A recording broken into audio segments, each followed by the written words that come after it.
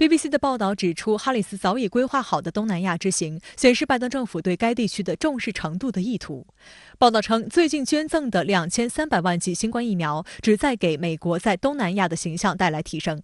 哈里斯将利用这一点，提议深化医疗合作。在越南同东南亚国家官员举行视频会议，聚焦应对疫情，并在河内开设美国疾病控制中心的首个地区分支机构。然而，对于遭受新一波新冠本土疫情近4个月的越南来说，美国的援助来得有些晚。越南已连续4天单日新增确诊人数破万。由于感染人数激增，越南的胡志明市采取了迄今为止最严厉的管控措施，并在接下来的15天由军队协助发送食物与必需品。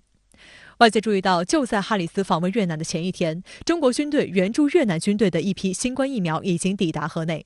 中国国防部周一宣布，应越南军队请求，中国人民解放军向越南军队援助的一批新冠疫苗于当天交付越方。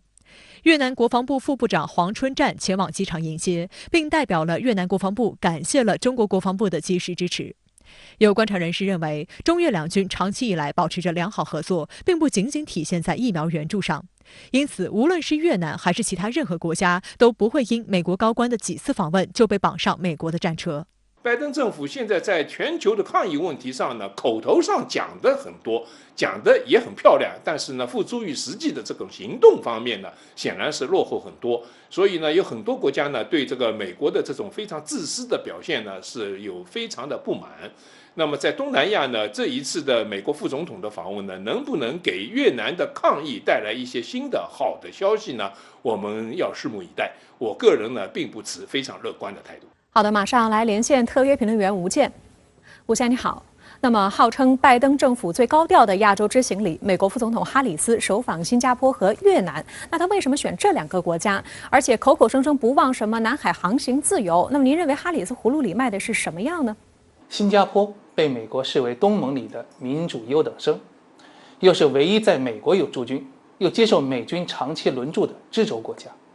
哈里斯的到访具有明显的地缘政治和经济安全考虑。举个典型的案例，哈里斯跑到停靠新加坡的美舰演讲，鼓吹南海航行自由，矛头所指，不言自明。至于越南呢，自特朗普发动对华贸易摩擦以来，越南成了对美出口增速最快的国家之一，特别是一些劳动密集型企业向越南转移加速，被美国视为构建去中国化的供应链的重要伙伴。当然还有一点，美国始终存在这样的期待，那就是抓住越南革新开放事业里出现的所谓自由化民主化苗头，加紧全面渗透，让越南从和平演变过渡到自我演变，改变这个社会主义国家的性质，达到当年越南战争没有达到的目的。请注意，这可不是我说的，这是越南官方期刊《全民国防》所清楚表达的意思。我个人看法，美国局部战略收缩，同时会在局部进行更激烈的战略对抗，亚太将是主要的受力点，没别的。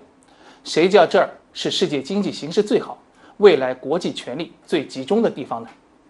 但请注意，戴高乐说过，世界上只有集体生存的联盟，没有集体毁灭的联盟。像新加坡虽然接纳了美军，可照样接纳了中国的安全交流合作。越南既安排美舰进出金兰湾，也邀请中国军舰访问同一个地方。况且美国越是片面鼓吹南海航行自由，包括新加坡、越南在内的东盟各国就越加强对华合作，强调南海问题的管控和沟通机制的必要性。换言之，在亚太，治乱止战是本地区国家的共同心声。尤其新冠疫情爆发以来，中国在世界经济中的稳定岛作用更加突出。东盟各国普遍接受了中国崛起既不可回避也不可遏制的现实，拒绝绑缚在美国的战车上。还是那句话，一个真正得体的、受尊敬的大国是要赢得别人的心。